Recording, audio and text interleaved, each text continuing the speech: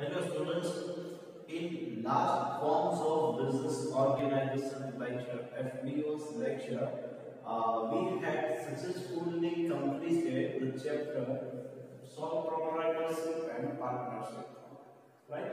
Okay, in that chapter we understood the different uh, types of partnership, types of partners, meaning of partners, right? Partnership deed, right? It's the most important question. Partnership deed, right? That we understood. Before that, we understood about the sole proprietorship, characteristics, merits, demerits, that is advantages and disadvantages.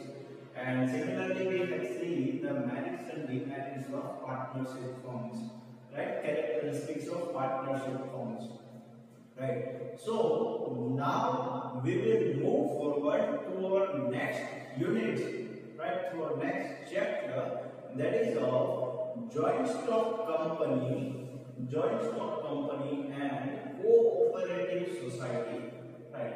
Students, in second unit we had seen all the names, right?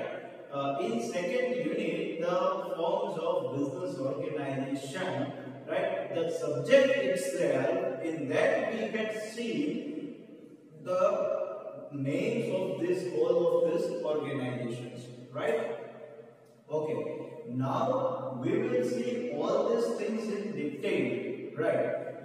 Previously we had seen sole proprietorship and partnership.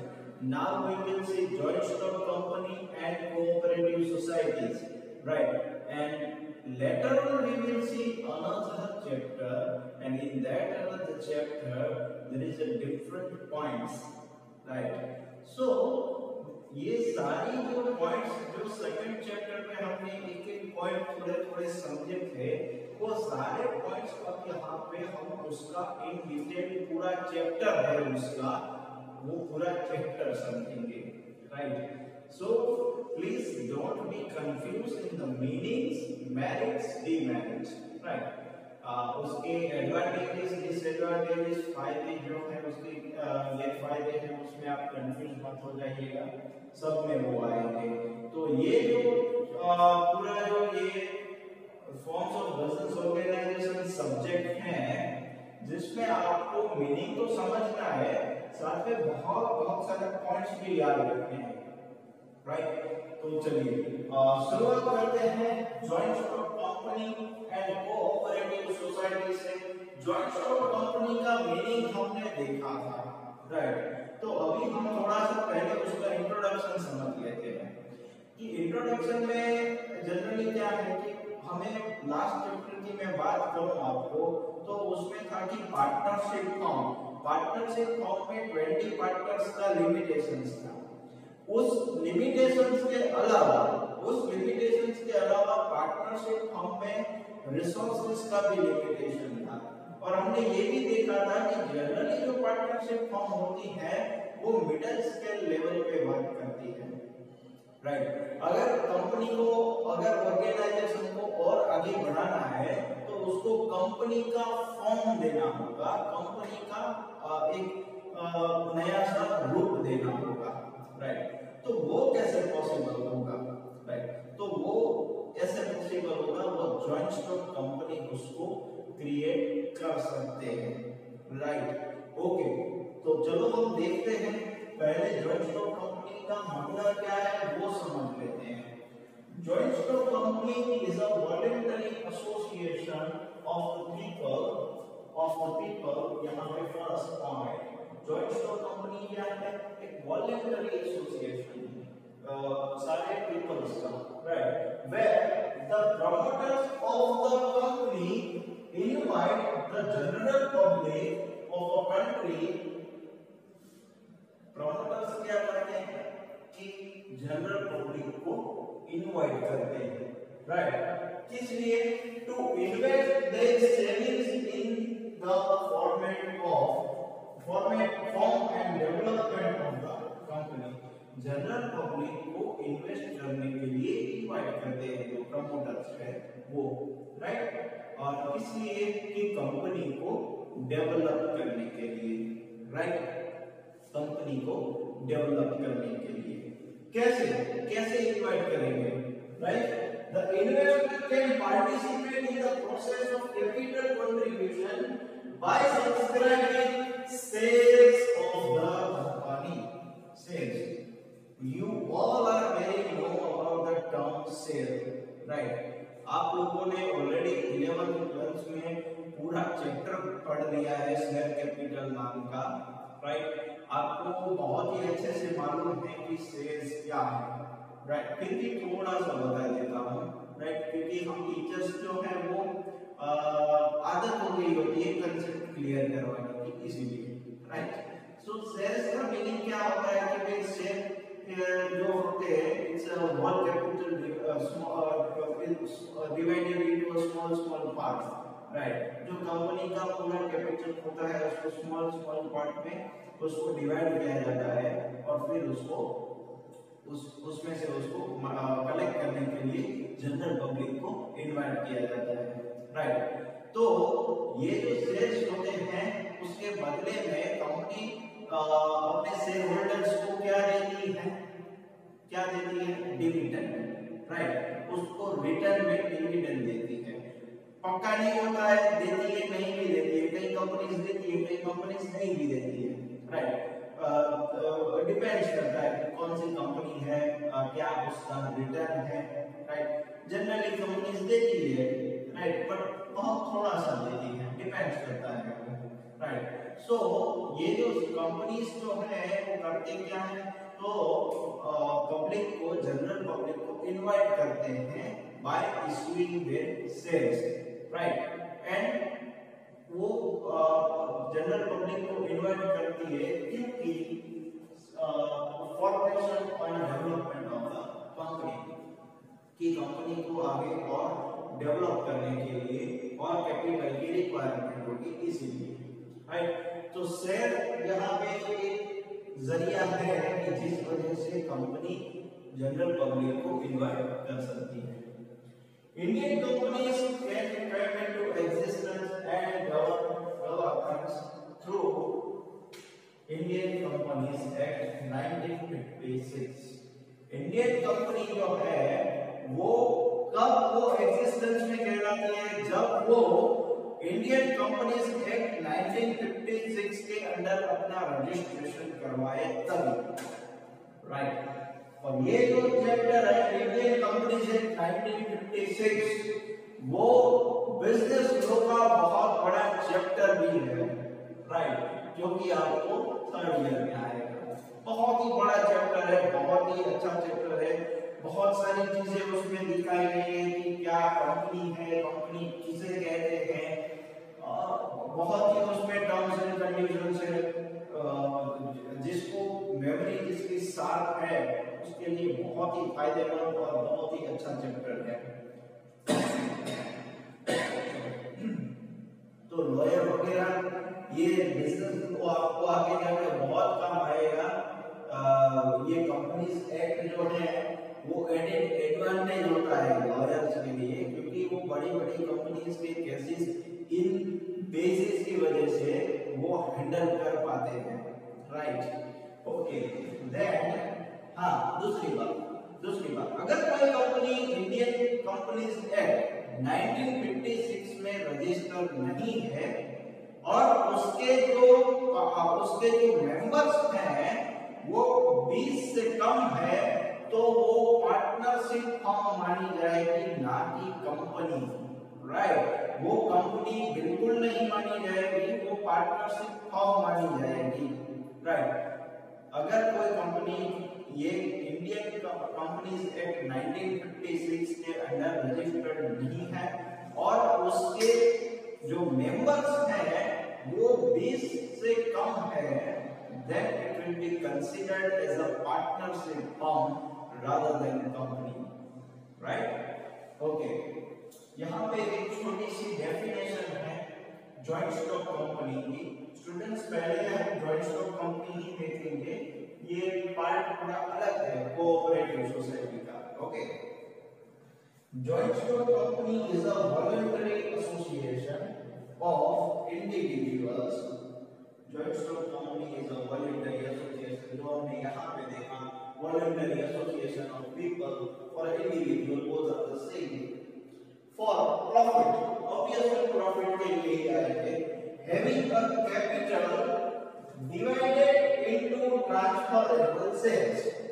जो हमने यहाँ पे देखा, meaning में देखा, वो थोड़ा सा अच्छे से लैंग्वेज में मॉडिफाई करके डेफिनेशन में है, राइट? कि जॉइंट स्टॉक कंपनी एक वॉल्यूंटरी एसोसिएशन है पीपल का with a motive of profit, right? Having capital divided into transferable shares. Capital को क्या किया गया है, ट्रांसफरेबल शेयर्स में डिवाइड किया गया है, right? The ownership of which is the condition of membership.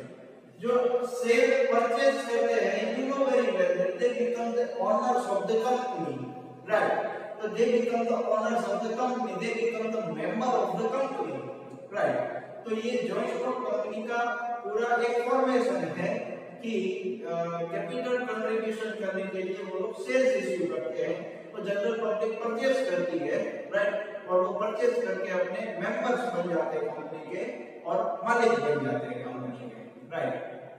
फिर आगे यहाँ पे डिपेंड करता है कि कितना जिसका कैपिटल कंट्रीब्यूशन है, उस हिसाब से उसके बोर्ड ऑफ डायरेक्टर्स वगैरह उसमें अपॉइंट होते हैं, वो जनरल मीटिंग में अपॉइंट होते हैं, राइट? वो बहुत आगे आएगा ये सब सारी चीजें, राइट? ओके, तो आपको जॉइंट स्टॉक कंपनी का मतलब तो समझ में आ गया कि जॉइंट स्टॉक कंपनी एक वॉलंटरी एसोसिएशन है, राइट? जो प्रॉफिट मोटिव से चलती है और जिसका कैपिटल जो है वो general public through share through हम कलेक्ट करते हैं, right? Capital contribution share through होता है, right? Okay students, there are some characteristics, right, features of joint stock company, right? As we have seen some characteristics in sole proprietorship, in partnership, in the same way there are some characteristics or features in joint stock company, right? Okay, the first one is registration. So as we have seen in the point in the last point that all the companies must be registered under Indian Companies Act 1956, right? Okay, companies are registered with the registrar of companies, right? Companies जो कहाँ पे register करवाएगी, तो कि registrar के पास, companies के registrar के पास, right? And the registrar is appointed by central government, right? Appoint registrar of companies which is appointed by central government, right? Then in case of public companies 7 members are required, right? तो ये students 7 members जो है वो at the time of registration है, ना कि company के members, right? नहीं तो वो पार्टनरशिप बन जाएगी, right?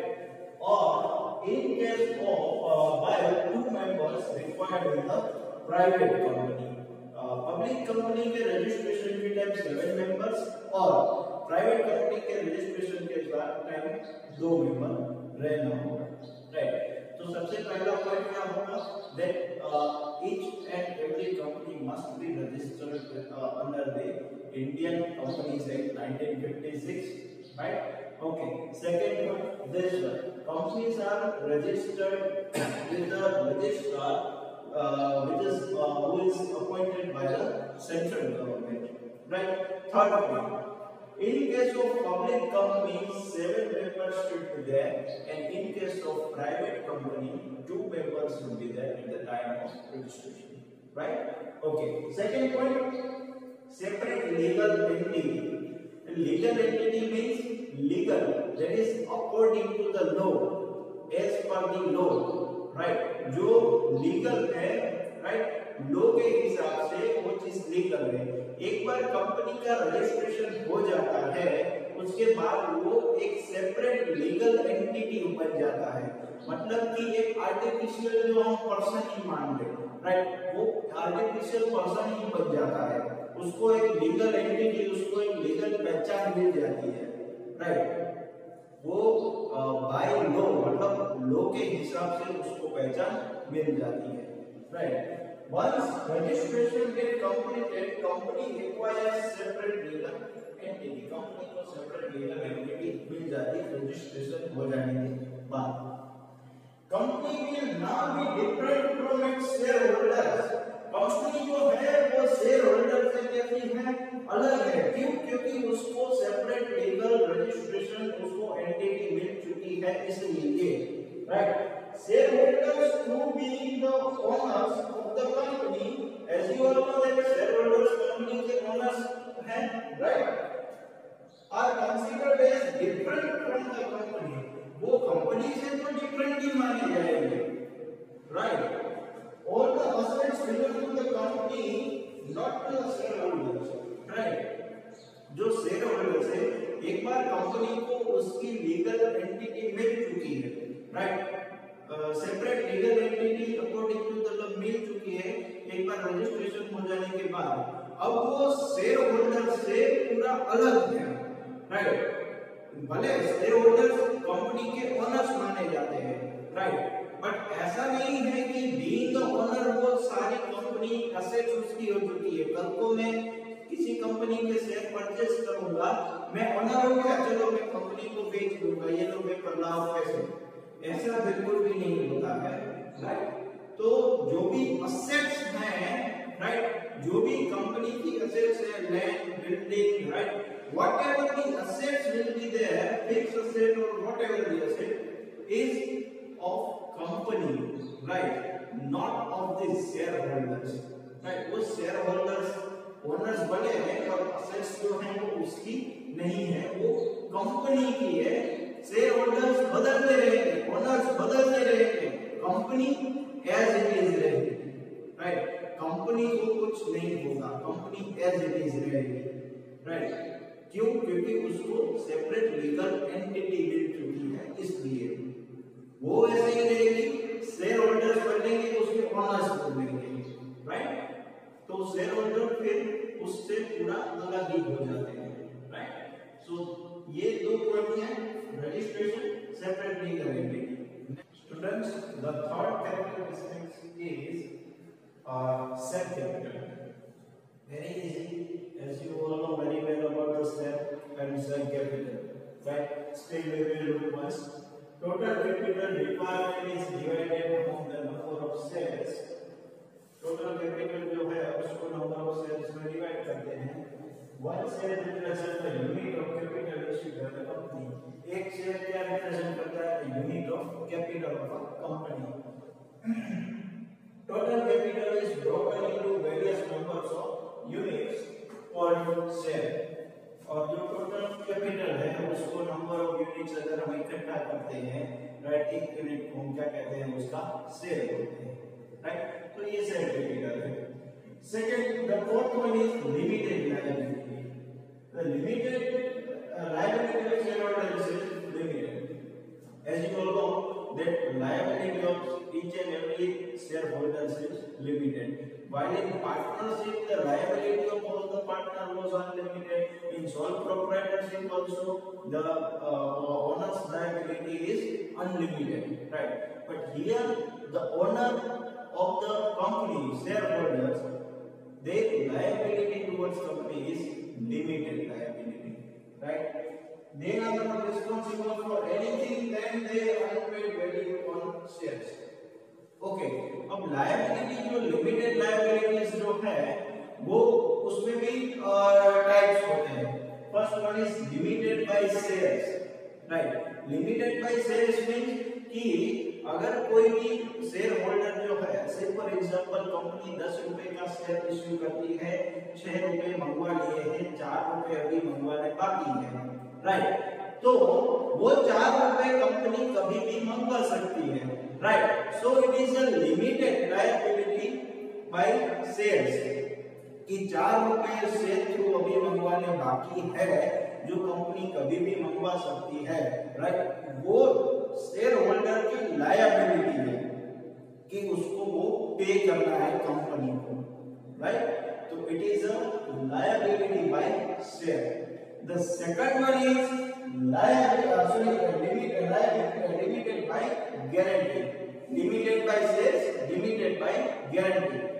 In case of limited by guarantee, the liability is limited to some fixed amount. Liability जो है वो fixed amount पे limited है, which may be called by the company at the time of liquidation of the company.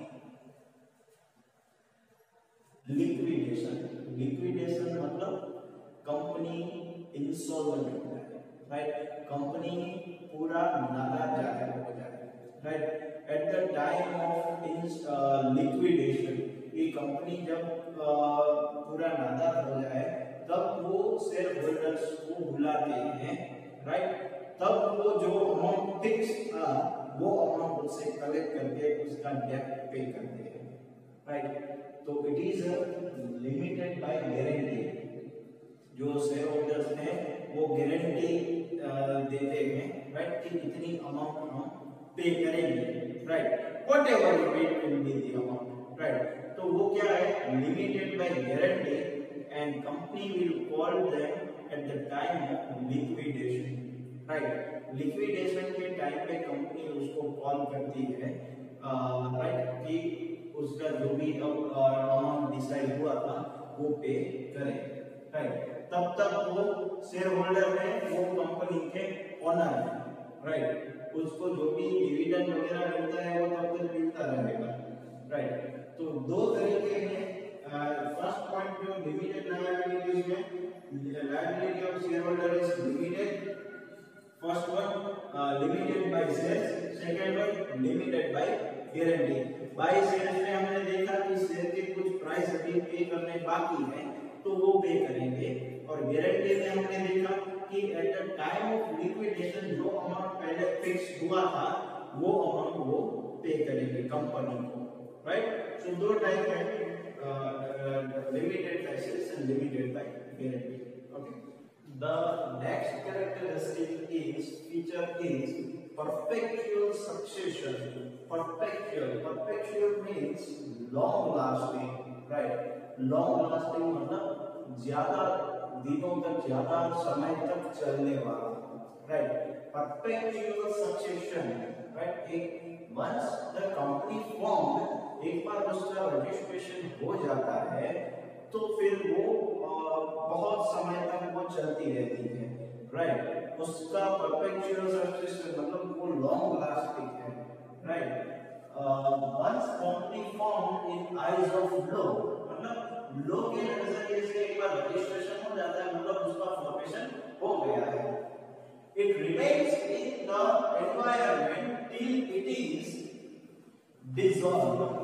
Dissolve का मतलब हमने last lecture में समझा था जब हमने पार्टनरशिप डिसॉल्व का मीनिंग समझा था, राइट, कि एक बार कंपनी का रजिस्ट्रेशन हो गया मतलब लॉ के नजरिए से वो एक सेपरेट एंटिटी तो हो ही गया है, राइट। तो लॉ के नजरिए से वो बहुत दिनों तक चलेगा फिर, राइट। एक बार अगर वो रजिस्ट्रेशन हो गया, right, means it is a separate entity in the eyes of law, right, okay. और जब तक वो एनवायरनमेंट में मतलब वो कंपनी हमेशा के लिए चलेगा जब तक वो डिसॉल्व नहीं हो जाती, बंद नहीं हो जाती किसी कारणवश, right. It never dies with death, insolvency and change in members, मतलब मेंबर्स आते जाते रहेंगे, कंपनी एज इट इज रहेगी, राइट। मेंबर का किसी का डेथ हो गया या वो मेंबर चला गया या वो इंसॉल्वेंट हो गया, कुछ भी हो सकता है, मेंबर्स कुछ भी हो सकता है, लेकिन कंपनी जो है वो एज इट इज रहेगी, उसमें कोई फर्क नहीं पड़ेगा, उसकी जगह दूसरे मेंबर्स आएंगे, right, but company will be as it is. Perpetual succession means that a company persists to exist irrespective of the alteration in the composition of its members. Alteration in the composition of membership, मतलब members जो है वो alter होते रहेंगे, बदलते रहेंगे, right? ये चीज कहना चाहते हैं membership. Members come and go, but company was all continuous. एक चीज थोड़ा सा ये थियोरेटिकल सब्जेक्ट्स में रहता है कि एक चीज दूसरी लैंग्वेज में दूसरी बात बताते हैं, राइट। तो ये जनरली होता रहता है, right.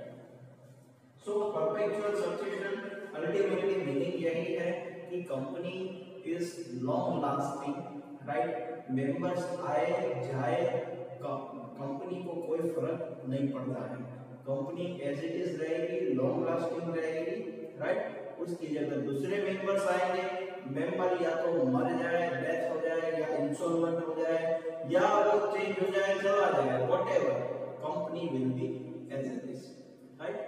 Okay, the next one is common seal. It's a very common thing, right? कोई भी अगर ऑर्गेनाइजेशन है, right, तो उसका एक ऑथोराइज्ड सिग्नेचर होता है, राइट। ऑथोराइज्ड सिग्नेचर होता है। जैसे कि हमें पता है कि शेयर होल्डर्स हैं वो ओनर्स हैं, तो इसका मतलब ये नहीं है कि कंपनी के कोई भी डॉक्यूमेंट में वो साइन कर दे, मैं ओनर हूं, लाओ मैं साइन कर देता हूं, राइट। उसका मतलब ये नहीं है कि कोई भी डॉक्यूमेंट में वो साइन कर दे और अपने नाम से वो कुछ भी, कंपनी के नाम से वो कुछ भी चलाने लगे, ऐसा नहीं होता है, राइट। कंपनी के लिए एक कॉमन सील एक प्रिपेयर होता है, राइट। इट्स कॉल्ड अब तो बहुत सारी कंपनीज, अब तो ये डिजिटली होता है, राइट। कॉमन सील जो है वो एक्ट करता है, common seal act as an official signature of the company which is affixed with the documents of the company। वो एक कॉमन सिग्नेचर होता है जो कंपनी के सारे डॉक्यूमेंट्स के साथ एफिक्स मतलब जोड़ा जाता है, राइट। तो जैसे कि मैंने कहा कि सारे शेयर होल्डर्स ओनर्स होते हैं, तो वो अपने आप से लिख दे कि कुछ भी कंपनी के नाम पे कर ले, वो नहीं हो सकता है, राइट। क्योंकि कंपनी का एक कॉमन सील होता है और वो कॉमन सील के थ्रू ही सारे ट्रांजैक्शन होते हैं, right. Okay students, the seventh characteristic feature is transferability of shares. As you all know that anyone can purchase the share and anyone can sell their shares at any time, right? So there is a transferability of shares, and as you all know that whosoever is owning the shares is become the owner, right? So ultimately it's a kind of transferability of ownership, right? In the previous two types of sole proprietorship and partnership, उसमें हमने देखा था कि partnership में कि transferability of ownership is not possible, right. पर यहाँ पे वो पॉसिबल है through transferability of shares, right. So transferability of shares, anyone can sell their shares, anyone can purchase the shares of a company and they hold some stakes in the company, right? Okay, then separate property, as we have discussed in previous points, right? Companies land, building, machinery, वो company की खुद की properties है, right. Share holders जो है वो owner है, इसका मतलब ये नहीं है कि वो ओनर का है लैंड या बिल्डिंग या कुछ भी वो बेच दे और खुद के पैसे कमा ले, ऐसा नहीं हो सकता है, राइट। कंपनी की खुद की प्रॉपर्टी है, कंपनी चाहेगी तब उसको बेचेगी, तब खरीदेगी। हाँ, बेचने का काम जो है ऑब्वियस है उसके जो बोर्ड ऑफ डायरेक्टर्स अपॉइंट होते हैं वो कर सकते हैं, right, with all legal formalities, right. उसके जो एजेंट्स हैं, रिप्रेजेंटेटिव्स हैं कंपनी के, वो करेंगे, राइट। पर कोई भी शेयर होल्डर कुछ भी डिसीजन नहीं ले सकता है, कंपनी की प्रॉपर्टी है वो कंपनी की है। आज बोर्ड ऑफ डायरेक्टर भी अपने फायदे के लिए बेचते वो भी नहीं हो सकता है, राइट। वो प्रॉपर्टी जो है कंपनी की है, ना किसी और की, right. So there is a separate property and as we all know कि सेपरेट लीगल एंटिटी है तो उसकी सेपरेट प्रॉपर्टी भी होगी। जैसे कि हम इंसान की एक लीगल एंटिटी है, सेपरेट एंटिटी है कि मेरा नाम परम है, मैं एक अलग हूं दूसरों से, राइट। तो आज मेरे पास जो भी प्रॉपर्टी होगी वो मेरी होगी, ना कि किसी और की। तो in the same way company की भी एक आर्टिफिशियल पर्सन की तरह अलग एंटिटी है, राइट। तो उसकी जो भी प्रॉपर्टी होगी वो खुद की होगी, उसकी होगी, ना किसी और की। हाँ, उसको मेंटेन करने वाले, चलाने वाले इंसान होंगे, लोग होंगे, राइट, पर वो बदलते रहेंगे, right. Property as it is ready, वो लोग बदलते रहेंगे, राइट। तो कंपनी उसको कभी भी परचेज भी कर सकती है और कंपनी उसको कभी भी सेल भी कर सकती है, right. Okay, then capacity to sue means legal formalities करना, मतलब कि किसी के अगेंस्ट में लीगल फॉर्मेलिटीज करना, केस करना। इन द सेंस मैं तुम्हारे ऊपर केस कर दूंगा, राइट, केस कर दूंगा, that is legal formality against someone, right. As we all know, company is a separate legal entity, it is an artificial person, right. वो एक पर्सन ही है, यही समझना है। तो इसका मतलब ये हुआ कि अगर मैं आज किसी और पे केस कर सकता हूं तो कंपनी पे भी केस कर सकता हूं, कंपनी भी मुझ पे केस कर सकती है, राइट, बिकॉज एंटिटी अलग ही है, लीगल है in the eyes of law, right. So कोई भी कंपनी के ऊपर केस कर सकता है, कंपनी किसी के ऊपर केस कर सकती है, right. Company does possess the capacity to sue others as it hires a separate legal entity. Company दूसरों के ऊपर केस कर सकती है, कोई भी पर्सन के ऊपर, कोई भी पार्टी के ऊपर, राइट, कि ये पार्टी फ्रॉड है कंपनी की, और से केस जा सकता है, right. In eyes of law, it is an artificial person who can sue others and can be sued by others. एक आर्टिफिशियल पर्सन जो है, एक according to the law artificial person who can sue others, right, वो किसी के against law case file कर सकता है and can be sued by others, right. और किसी कोई अगर उस पे दूसरा भी कोई उस पे केस कर सकता है, राइट।